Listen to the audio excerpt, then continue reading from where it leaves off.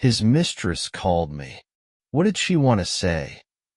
The phone rang, a long, piercing sound that shattered the silence of the house. I had just returned from work, exhausted and drained, with no energy left to answer. The number on the screen was unfamiliar, and these kinds of calls always gave me a sense of unease. Normally, I'd ignore them, but something about this time made me pick up. Perhaps it was intuition. On the other end was a voice, calm, emotionless, but with a faint edge of determination that made my heart race. "Hi, we need to talk about your husband." For a moment, I froze, gripping the phone so tightly that my knuckles turned white. My first thought was that this had to be a joke, some bizarre misunderstanding. But there was no humor in her tone, only a firm certainty that set off alarm bells in my mind. "Who are you?" My voice trembled despite my effort to stay composed. She introduced herself curtly. Her name meant nothing to me, but her next words made my knees weak. "I don't know if you knew this, but we've been seeing each other for a few months now. I can't keep this to myself anymore." Those words hit me like a thunderclap. It felt like they echoed endlessly in my mind, drowning out everything else. My heart pounded so loudly that I was sure the whole world could hear it. "What did you say?" I stammered, trying to convince myself that this was some cruel prank. "I know this is a shock," she continued, her voice steady and detached. "But I can't wait any longer. He promised me he'd leave you. We've been planning it for a while, but every time, he finds an excuse to delay. I'm tired of waiting." I stared at the wall, unseeing. Her words felt unreal. My life, my marriage, my trust, all of it seemed to crumble in an instant. "You mean to say, you're together?" My question came out as a whisper. "Yes," she replied bluntly, almost mercilessly. "I don't know what he's been telling you, but I'm done being the other woman. I need to know when he's finally going to leave you." Her confidence was so unsettling that I barely noticed the faint tremor creeping into her voice. "He said you don't love him," she added suddenly, her voice softer now, almost hesitant, "that you're only together out of convenience, that you even suspected us." Her words cut like a knife. I didn't know anything. I hadn't suspected a thing. And now this stranger's voice was unraveling everything I thought I knew. "If that's true, why are you calling me? Why now?" I asked, anger slowly replacing the initial shock. She hesitated. For a moment, I thought she might hang up. But then she spoke again, and for the first time, I heard real emotion in her voice, pain and resentment. "Because he lied to me again," she said, her voice shaking now. "Yesterday, he told me he was staying with you. I couldn't take it anymore." I hung up without responding. My heart was racing, and her words replayed over and over in my head. What was the truth? What was a lie? And most importantly, what was I supposed to do now? I sat in the kitchen, the air feeling thick and oppressive, like a fog that had seeped into every corner of the room. The silence was deafening, broken only by the sound of my own heartbeat, pulsing loudly in my ears. The phone lay on the table, cold and indifferent, like evidence of a crime I couldn't comprehend. I couldn't move. My hands were still trembling, even though several minutes had passed since the conversation ended. I stared at the phone, its dark screen offering no answers. Was this a joke?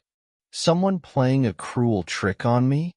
I desperately searched for a rational explanation, but the voice I had just heard wasn't joking.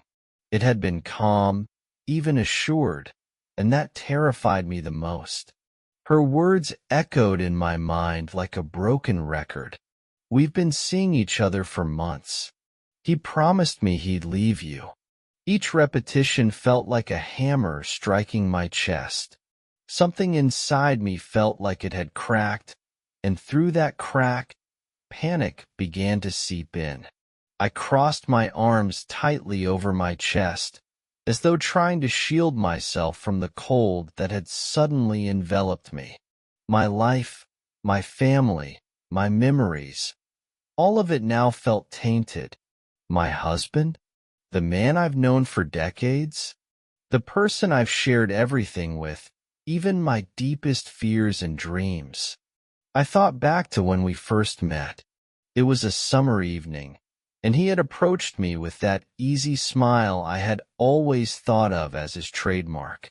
At the time, I had believed someone with such a smile couldn't possibly be dishonest. That smile had been my refuge. Now it felt like a mask he'd worn to hide the truth. Memories flooded back. Our anniversaries, the nights we laughed, cooked dinner together, and planned our future. When he'd hold me and say, "I'll always be here." Now it all felt like a lie, like a fabricated story meant for someone else, not me. And yet, one question kept circling in my mind. What if it's true? Her words were simple but ruthless. We've been seeing each other for months. He promised me he'd leave you. I tried to find something in her words that could disprove them. Maybe she was exaggerating. Maybe it was a misunderstanding. But everything she said sounded too precise to be false. The phone sat on the table, his number just a touch away. I stared at the screen, my fingers hovering over it. But I hesitated. What would I say? What would I ask? Was I ready to hear his answer? I took a deep breath and pressed call. The phone rang once, twice. My pulse quickened, my heart pounding so hard that I feared my voice would shake. But there was no answer. The line went dead after several long rings. I didn't give up. I typed a short message. "We need to talk at home. It's urgent." There was no reply. The phone remained silent, just like my husband. Time crawled by, slow and sticky, like honey dripping from a spoon. I sat in the kitchen, staring out the window but seeing nothing. Only my reflection stared back at me, a woman with empty eyes who no longer recognized herself. Who am I now? The question hit me unexpectedly. My confidence, my identity, everything I thought I knew about myself now felt blurred, unreliable.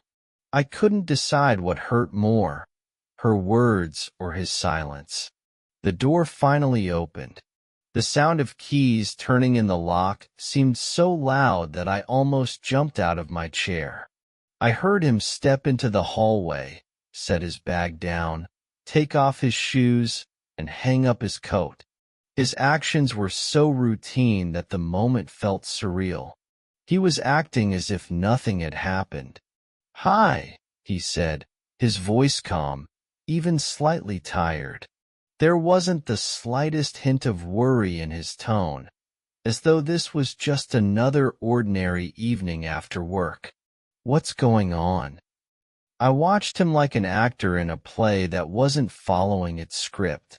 He walked to the kitchen table and sat down, straightening his shoulders. His eyes didn't meet mine. He was staring at the table, at his hands. No sign of anxiety, no indication that anything was amiss. I stared at him, searching his behavior for anything. Signs of deceit? A hint of nervousness? But there was nothing. He seemed as calm as ever. And that was the scariest part. "What's wrong?" he asked again, lifting his eyes to meet mine.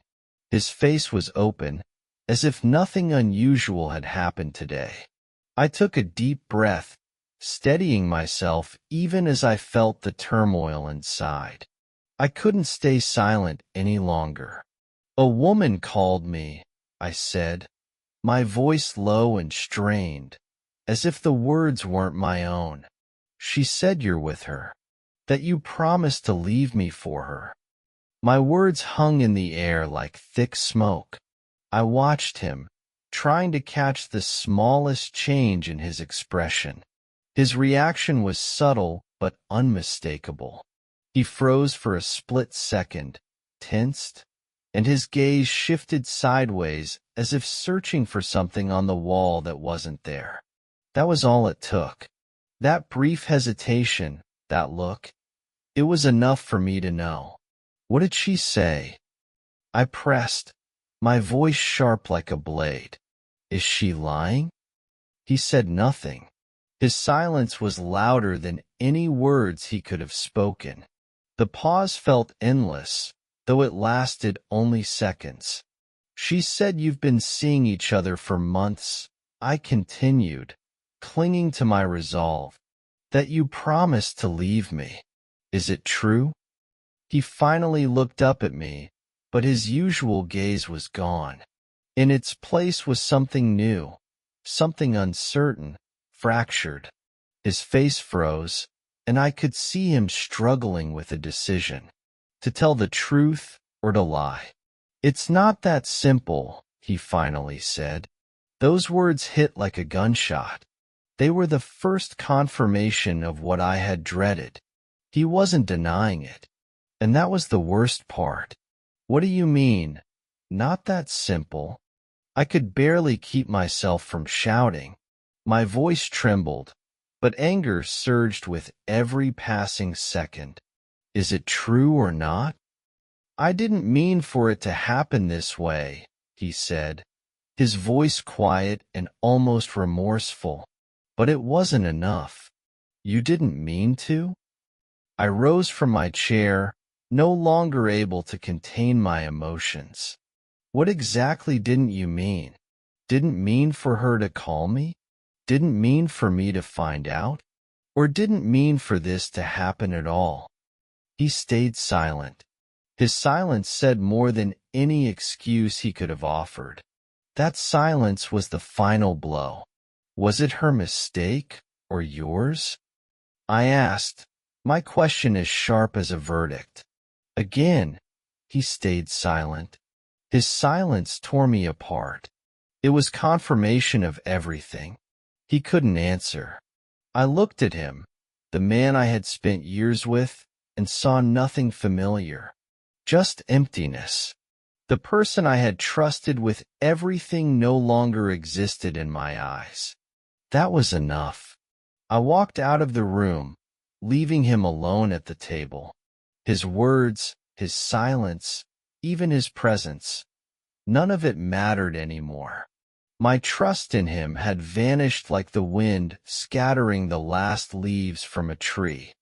The next day, peace eluded me. My thoughts spiraled around one question. What else didn't I know? Her call had left too many unanswered questions. I couldn't live with the unknown. The idea that everything I believed about my life could be a lie consumed me. I sat at the kitchen table, holding my phone. Her number was now saved in my contacts, but I hesitated. Should I call? Should I go through that nightmare again? One thought overpowered my doubts. I had to know the truth, even if it destroyed me. I dialed her number, and after a few rings, she answered. Her voice was as calm as it had been during our first conversation. She knew who was calling and wasn't surprised. "I want the truth," I said, skipping any pleasantries. My voice trembled, but I tried to sound confident. "How long has this been going on?" She paused, and the silence felt like an eternity. Then she said, 6 months. Her words hit me like a thunderclap. 6 months. Half a year. 180 days. My entire life during that time felt like a lie. I couldn't even find the words to respond.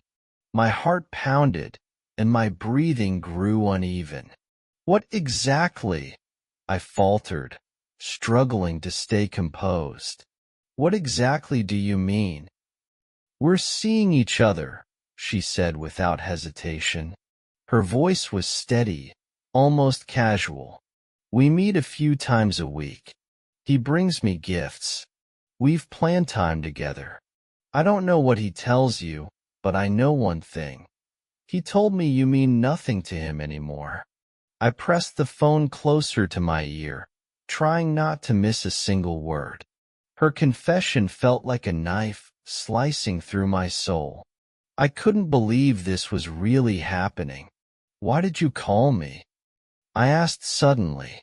My question was sharp, almost aggressive. What do you want from me? She was silent for a moment. Then her voice changed.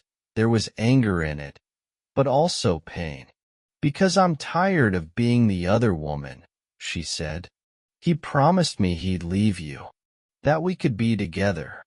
But he doesn't keep his word. I feel like I'm just a game to him. Her confession was as painful for her as it was for me. But I began to understand. She didn't call just to tell me the truth. She wanted more. She wanted me to leave him. Do you think this will change anything? I asked, struggling to contain my anger. That he'll leave me and build a life with you? Her silence was telling. She might not have been sure, but she wanted to try. She wanted me to be the one to end it. She started sharing more details of their meetings at hotels, the gifts he gave her, the promises he made. Each sentence felt like a blow. But the more she spoke, the more I realized her story wasn't just about the truth. It was a cry for help, the desperation of a woman who had also been deceived. I listened, trying to hold myself together. She described his favorite restaurant, how he called her special, how they made plans for a real life together. At some point, I felt the walls around me closing in, the air growing heavy. Why do you think he'll be different with you?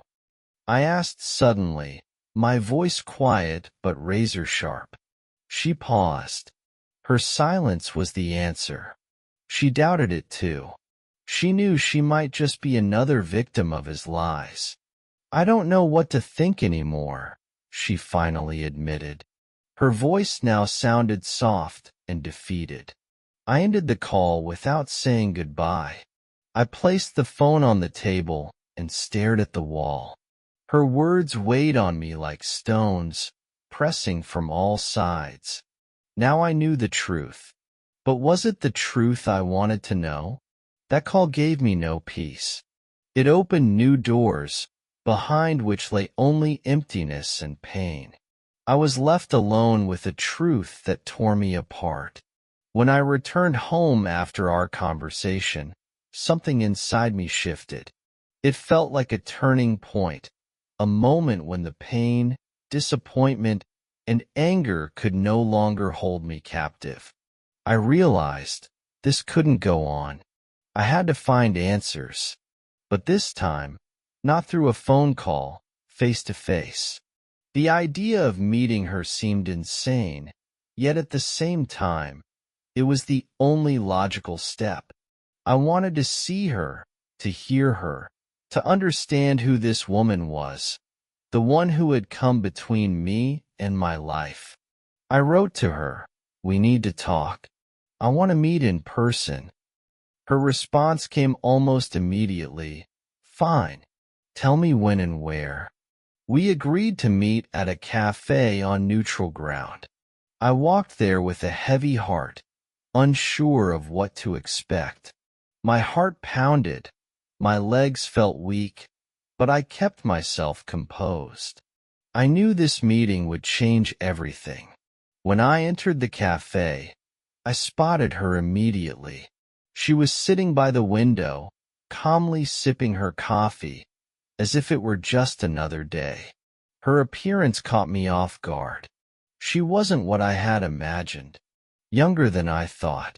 Her long, perfectly styled hair fell in waves over her shoulders, and her elegant dress highlighted her beauty. She looked confident, even flawless. But I knew appearances could be deceiving. "You came," she said as I approached the table. Her voice was calm, but there was a tension in it she couldn't hide. "Yes," I replied, sitting across from her. I tried to keep my expression neutral, though a storm raged inside me. For a moment, silence hung between us. We looked at each other, evaluating, analyzing. It was a silent battle. "You know why I'm here," I finally said. "I want to hear everything. This time, no lies, no embellishments." She nodded, and for a moment, her confidence faltered. "I understand," she said, lowering her eyes. "But what exactly do you want to know?" "Everything," I replied firmly. My voice was steady. "Everything I don't already know." She began to speak. Her words poured out like water.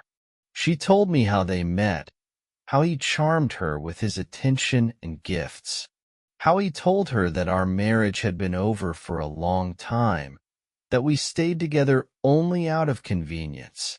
Her words cut like blows. I tried to maintain my composure, but each sentence was like a stab to my heart. She described how they had planned a future together, how he had promised her he would leave me soon. But the more she spoke, the more I began to see cracks in her story.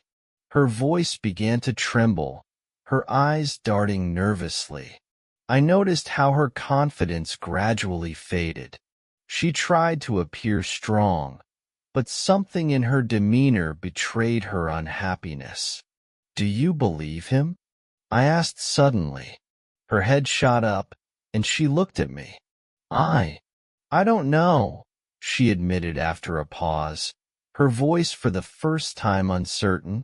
I leaned in closer, looking directly into her eyes. "Do you think he'll be different with you?"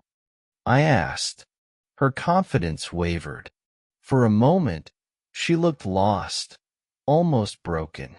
"I don't know," she repeated. There was pain in her eyes, mixed with doubt. This was the moment of truth.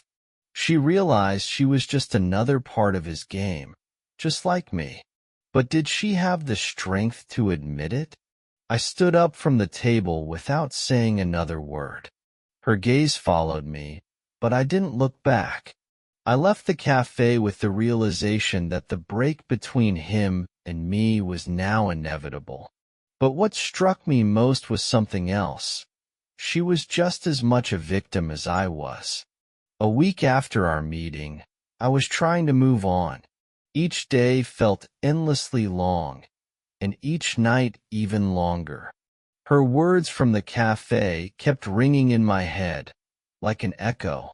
They haunted me, mingling with my own doubts and fears. I no longer saw her as an enemy. She had been caught in the same web he had spun so masterfully. We had both trusted a man who didn't deserve it. But even though I understood that, the painful residue lingered. One evening, as I sat at home trying to lose myself in a book I hadn't touched in months, my phone lit up with her name. For a moment, my heart clenched. I hesitated, unsure if I should answer. What else could she have to say? But I pressed accept anyway. "I need to talk," she began without waiting for a greeting. Her voice sounded frantic, even desperate. "I'm listening," I replied, trying to mask my indifference, though something inside me tensed. "Did he?" She hesitated, as if deciding whether to go on. "Did he come back to you?" Her question caught me off guard. A chill ran down my spine. No, I replied shortly. He chose you. Her silence stretched longer than I expected. I imagined her sitting there, holding her phone, searching for words. He betrayed me again, she finally said. Her voice broke, and I could hear the tears she was struggling to hold back. I found messages. With another woman. My heart sank. I shouldn't have been surprised, but I still felt something tighten inside me. This was his pattern, his way of living. Always seeking someone new, hiding behind lies and promises he never intended to keep. Why are you calling me? I asked. She was silent again. Her heavy breathing was barely audible through the line. I don't know, she finally admitted. Maybe because I know you understand what it's like to be deceived by him. Her words were so sincere that I didn't know how to respond. She was seeking support, even if she didn't realize it. And what do you want to do? I asked after a long pause. I don't know anymore, she said. Her voice sounded powerless, almost broken. I thought he loved me. I thought we could build something real. But now I see that's not the case. Her words hurt to hear. They forced me to remember everything I had felt when I first discovered his betrayal. Her pain was a mirror of my own. You thought he'd change? I asked, not hiding the irony in my tone. Yes, she said quietly. I wanted to believe it. We both wanted to believe it, I said. But people like him don't change. Her silence was agreement. The next day, she called again. Her voice was different, more determined, confident, though I could still hear traces of tension. She seemed to be trying to convince not just me, but herself that what she was about to do was the right thing. I don't want to leave this as it is, she said abruptly, not even greeting me. Her words were sharp, as though she had been thinking about them for a long time. What do you mean? I asked, though I already had a sense of what was coming. I can't stay silent anymore. He can't keep ruining lives. Her words piqued my interest. They sounded bold, almost revolutionary, but I was still hesitant. What are you planning? She paused, as if carefully weighing her response.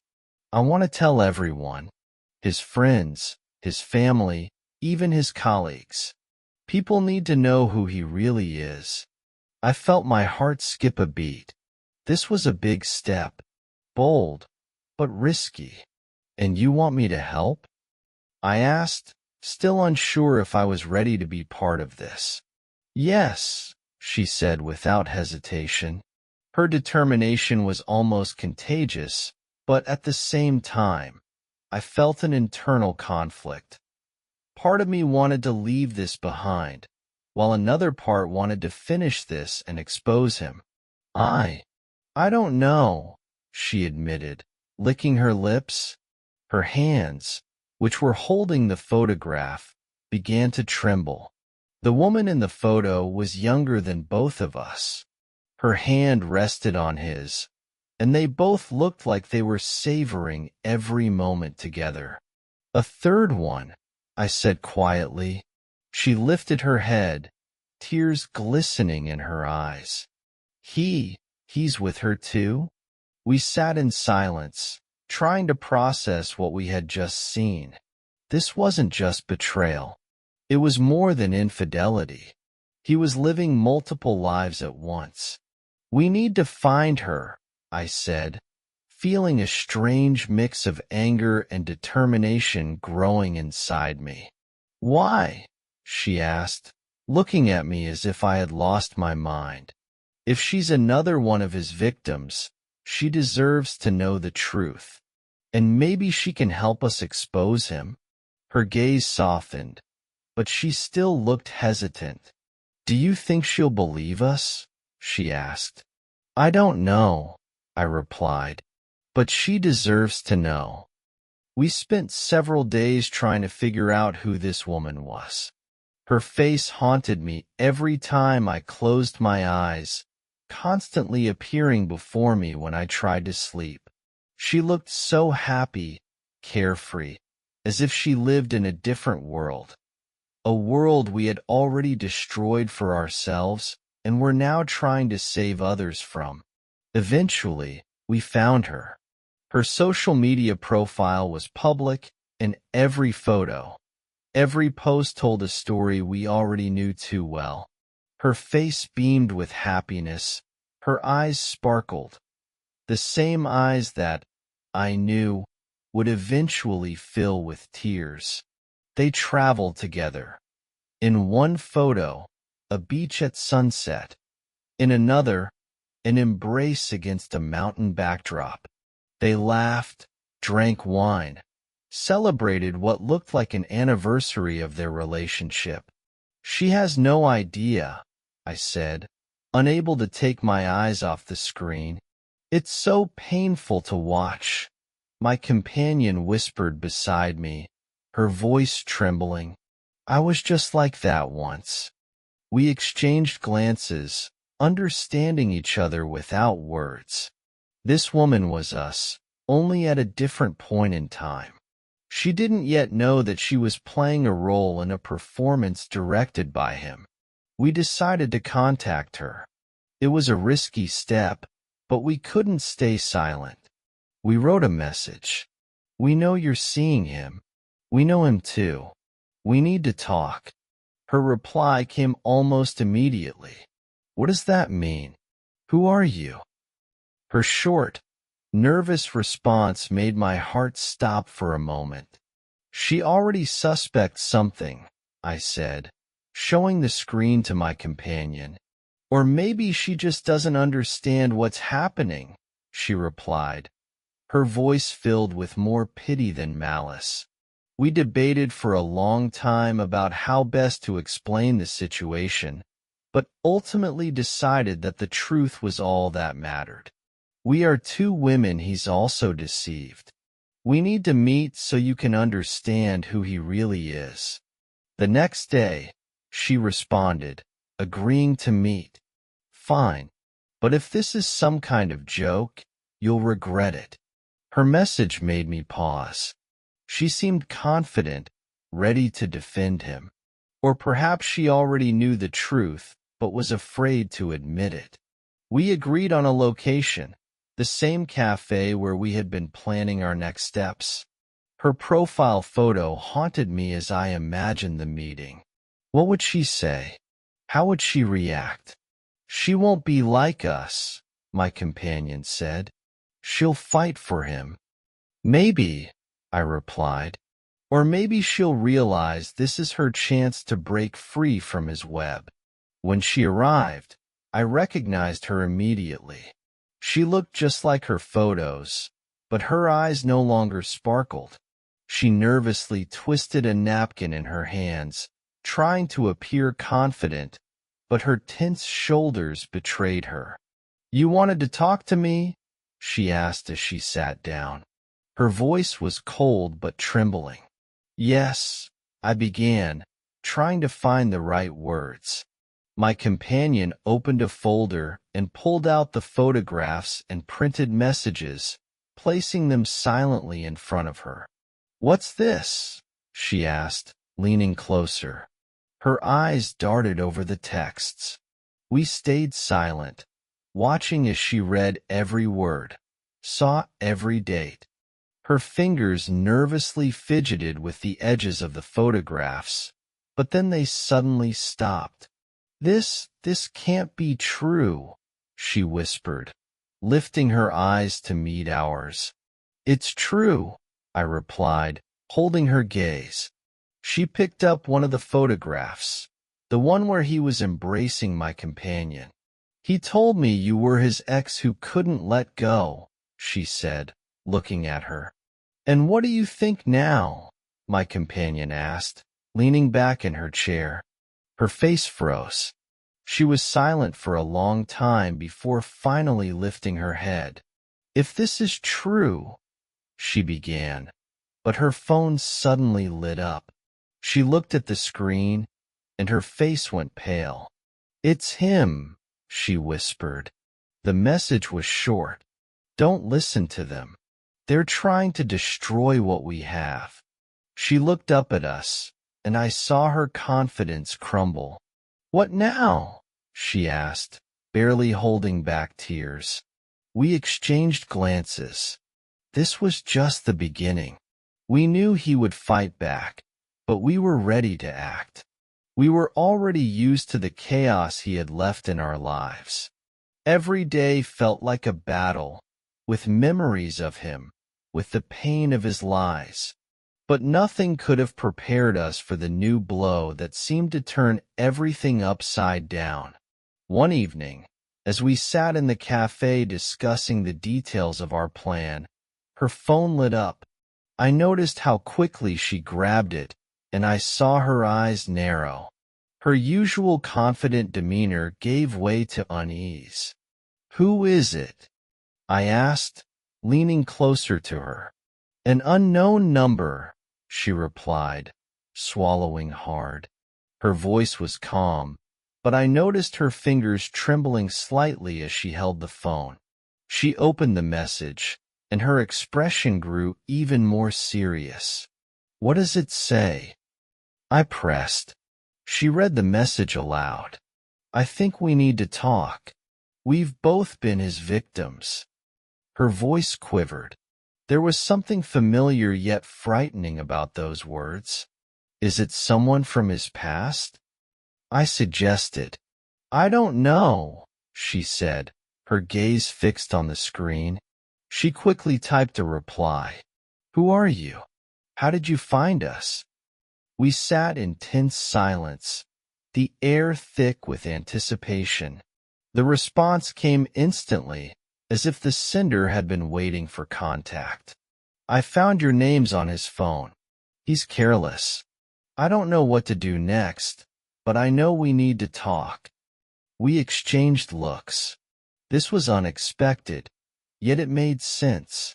He couldn't have stopped at just the two of us. "What now?" I asked. "We need to meet her," she said firmly, though I saw the same anxiety in her eyes that I felt myself. That night, I couldn't sleep. The bed, once a place of comfort, now felt foreign and cold. The pillow beneath my head reminded me of him, of those nights when he whispered that I was his only one. Those memories now burned like a fire I couldn't escape. Every time I closed my eyes, her face appeared before me, the face of the woman who had suddenly entered our already shattered world. She was a stranger, yet I felt like I understood her better than anyone else. What did she know? What could she add to this chaotic puzzle of lies and deceit? Why did I feel like her presence would change everything? I thought back to how it had all started. How we, the two women sitting together at the cafe, had first discovered the truth about each other. How we had been too afraid at first to even speak or think about it. We were two women who had once considered ourselves happy until reality came crashing down, shattering our worlds. It was a horrible truth, hard to accept. We had been deceived.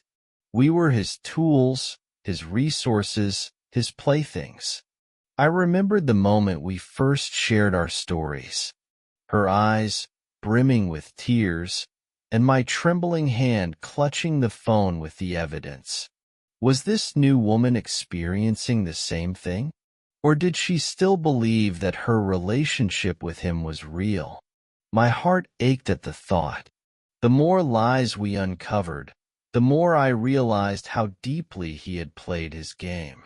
It felt like an endless labyrinth, with every turn revealing a new secret. He was so convincing. His words were warm, his touch gentle. He made you feel like you were the only one in his world. But that world was an illusion. It had no boundaries, only doors he opened for new victims. I remembered how he would come home after work, bringing me my favorite flowers, and how I had looked at him, believing in his sincerity. Now I knew those flowers were likely bought on his way from one woman to another. I tossed and turned, but sleep wouldn't come. Questions spun in my head. Could we handle another truth? Another piece of this puzzle that only grew more horrifying with each new detail? I suddenly pictured our meeting with her. Would she believe us? Would she listen? Or would she take his side? My anxiety grew until it turned into anger. Anger at him, at his manipulations, at the fact that he was still continuing his game. I got up and walked to the window. The night was dark, almost starless. The streetlights cast a faint glow over the empty street. I stared into the darkness as if searching for answers. "We'll find her," I whispered to myself. The phone lit up suddenly. My heart clenched. It was a message. "You think you can destroy me? You have no idea how far I'm willing to go." My fingers gripped the phone so tightly that I felt my skin tremble. He knew, and he was still playing his game. I now understood that this wasn't just a fight for the truth. It was a battle for our freedom. Morning came, but it brought no relief. His message lingered like a shadow, a constant reminder that the game wasn't over. His words echoed in my head. "You have no idea how far I'm willing to go." When I arrived at the cafe where we had agreed to meet her, my companion was already waiting. Her face was tense, her eyes heavy with sleepless nights.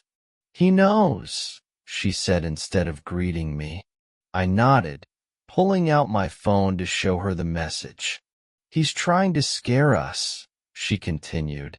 "It's classic. Intimidation to make us back off." "But we won't," I said firmly, though doubt still stirred inside me. She walked into the cafe, cautiously glancing around. Her face was tense, but I recognized something familiar in it.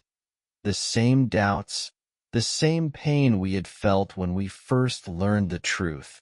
"Hi," she said as she sat down. Her voice was quiet, but carried notes of anxiety. "You messaged me." "Yes," I replied with a nod. My companion pulled out the same photographs, printed messages, and receipts from her bag. She laid them on the table in front of her, as if presenting evidence in court. "What is this?" she asked, staring at the papers. "This is your life," my companion said, "and ours." She leaned forward, her hands trembling as she picked up the photographs. Her eyes darted quickly over the lines of messages. This can't be real," she whispered. "He told me I was his only one." My companion glanced at me before turning back to her. "He told all of us that," she said. Her eyes filled with tears, but she quickly wiped them away, as if refusing to show weakness. He introduced me to his friends," she said. "We made plans. I thought it was real." "So did we," I replied softly. "How long has this been going on?" she asked, her voice breaking. We began telling her our stories, how we had discovered each other, how hard it was to believe what was happening, how difficult it had been to accept that he had manipulated all of us. When we finished, she sat silently, staring at her phone. "What do we do now?" she finally asked. My companion leaned forward, her expression serious. "We join forces," she said. "It's the only way." "He's trying to divide us," I added. "But if we stick together, he won't win." She nodded, though she still looked confused. But how? She asked. We expose him to everyone, my companion said. His friends, his family, his colleagues. He won't have anywhere left to hide. Her phone suddenly lit up. She looked at the screen, and her face turned pale. It's him, she whispered. We gathered around her to read the message. You don't understand what you're getting into. I can ruin your life in seconds. My companion exhaled sharply. He's scared. But I felt something else. This wasn't just a game anymore. It was a warning. We exchanged glances. This was going to be more than we expected. We sat at the table, feeling as though we were on a hot stove. The tension in the cafe was so thick it seemed like the air might explode. She glanced at her phone again, her fingers nervously tracing the edge of the screen. What else has he said to you? My companion asked, her eyes fixed on her. That I'm special. That I'm the only one who understands him, she replied quietly, but bitterness had crept into her voice. What about you? My companion let out a short laugh, but there was no humor in it. The same. Always the same. He told me I was the one who changed him. That before me, he didn't know what real love was. I stayed silent, listening to their stories, but I couldn't hold back and added, and didn't you ever wonder why he was always so secretive about his phone? Her eyes flashed. I did, she replied, nervously clenching her fists. But he said it was work, that he didn't want me to worry. And you believed him? My companion asked, leaning toward her. Didn't you? She shot back, her voice rising. We both fell silent. Her question was painful but fair. We had all believed him because we wanted to believe him. She lifted her head, her eyes glistening with tears she tried to hold back. Did you ever think he might be dangerous? She suddenly asked. The question caught us off guard. What do you mean? I asked, leaning closer to her. He has videos, she said, licking her lips. Of me. Intimate videos. My companion inhaled sharply. Did he blackmail you? She nodded. Not directly, but he hinted that if I tried to leave, he might show them to others. I felt anger boiling inside me. You should have told us this earlier, I said. And would you have? She snapped back. Would you trust two women you barely know? My companion leaned in again, her voice sharp but laced with support. We're not blaming you. We're all here because of him. But this is important. What else do you know? I know he never acts spontaneously, she said. He plans everything. What do you mean? I asked. He has a journal, she replied. I saw it once. He writes about his meetings, his thoughts. Do you remember where he keeps it? My companion asked. In a drawer in his office, she said. But I don't think we can get to it. We exchanged glances. This could be the key to exposing him completely. We sat in silence for a long time, processing what we had just heard. Before we could say anything, her phone lit up again. She read the message and froze. What is it? I asked. She showed us the screen. It was from him. I know you're with them. One more mistake, and it'll end badly for all of us. My companion leaned back, clenching her fists. This is bigger than we thought, she said. This isn't just a game anymore, I added. This is a war. We knew the next step would be risky, but we had no choice. We had to find the journal and expose him once and for all. The next evening, we decided to act. The information about his journal opened a new path, and we realized it was our only chance. His office was in a small building in the business district. We agreed to go together. It was risky, but there was no other way to uncover the truth. As we approached the building, the atmosphere was oppressive. The night wind brushed coolly against our faces, and the shadows around us seemed too alive. "Are you sure this is a good idea?" she asked, clutching her bag tightly. "It's our only chance," I replied, holding her hand. "If we back out now, he wins." When we approached the building, the atmosphere was oppressive. The night wind brushed coolly against our faces, and the shadows around us felt unnervingly alive. "Are you sure this is a good idea?" she asked, clutching her purse tightly. "It's our only chance," I replied, holding her hand. "If we back out now, he wins."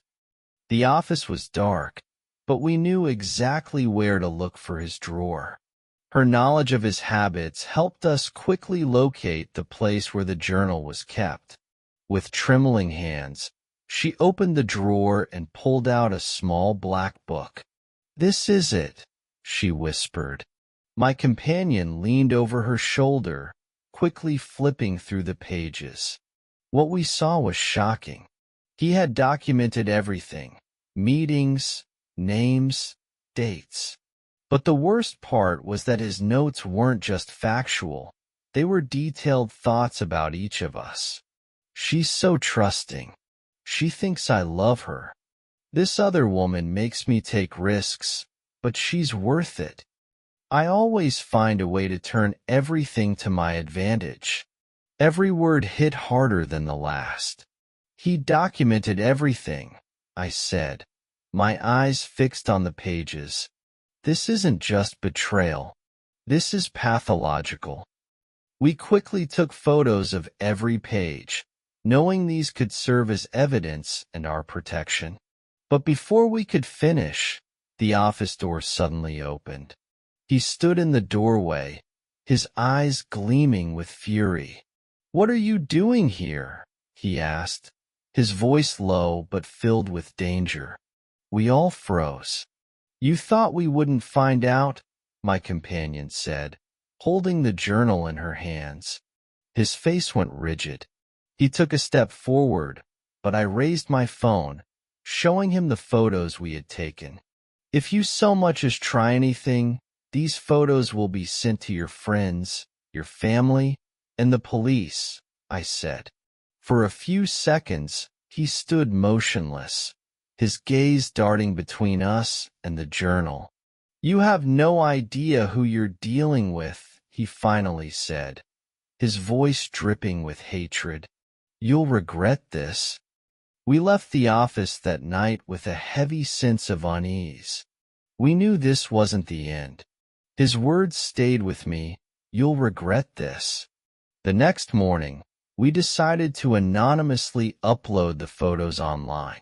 But before I could do it, my phone lit up. It was a message from him. "You made a mistake.